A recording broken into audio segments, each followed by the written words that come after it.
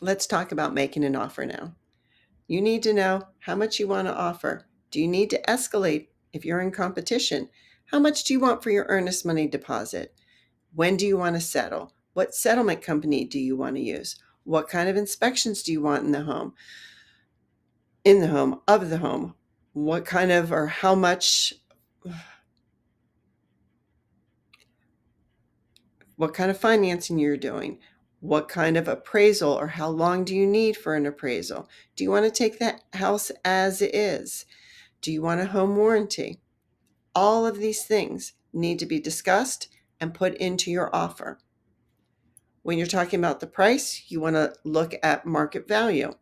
Is the house priced right? Is it priced too low? Is it priced too high? Are you in competition? Do you need to put an escalation in? That's where you want to pay one, you offer one price, but you're willing to pay another. How long do you need for settlement? Typical is 30 days from contract to close. Some lenders need a little longer. Some need a little less time. When do the sellers want to close? Do they want a quick close? Do they want a long close?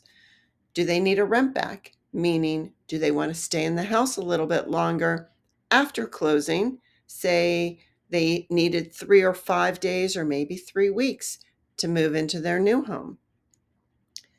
What kind of inspections do you want? Home, radon, chimney. Is there a well? Is there a septic system? Is there a pool? Are you afraid there might be mold or have air quality issues? There are a lot of different inspections you can have. Do you want to do any inspections before you even make an offer? So that if you're in competition, you can make a non-contingent offer. Do you want to be able to ask for repairs, or do you want to be able to ask for credit, or just be able to walk away if the inspection doesn't go well? There are options for you. For your appraisal, if you have escalated above the market value, the house may not appraise. Your loan is going to be based on the lower of the sales price or the appraised value. So if your sales price is at or lower than the appraised value, let me try that again. If the sales price is for appraisal, what am I trying to say? So your loan is going to be based on the lower of either the appraised value or the sales price. So if the sales price is lower than the appraised value, that's great. You have instant equity in your home. But if you have escalated and are now above market value, your appraisal may be down here, and this is what your loan is going to be based on.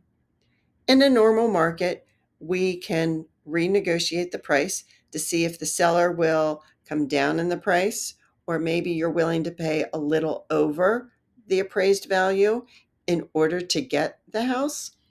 Sometimes you can put into the contract already before the appraisal's done that you're willing to pay over the appraised value by a set amount, so you know how much that extra is going to cost you, because your loan, your down payment is going to be based on that appraised value, not at the sales price.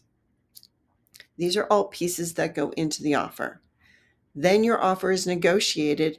Hopefully, you're not in competition and you can negotiate the best terms for you and for the seller so you can come to an agreement and be a ratified contract. This is important because this is day zero.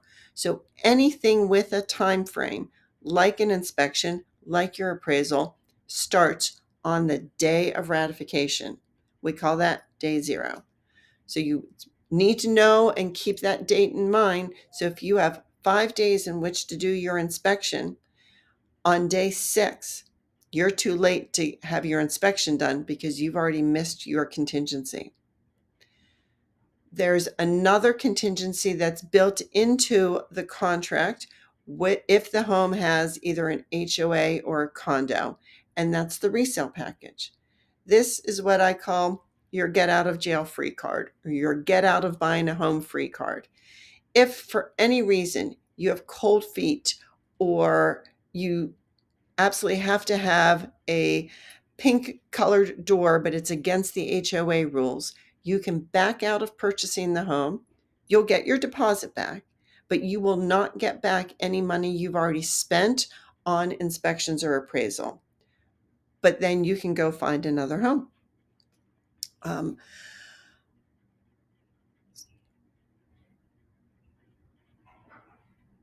So now that we're through, we've got your contract, we've gotten your contract, we have your contingencies, you know what your day zero is. Now we move on to the next step of being under contract.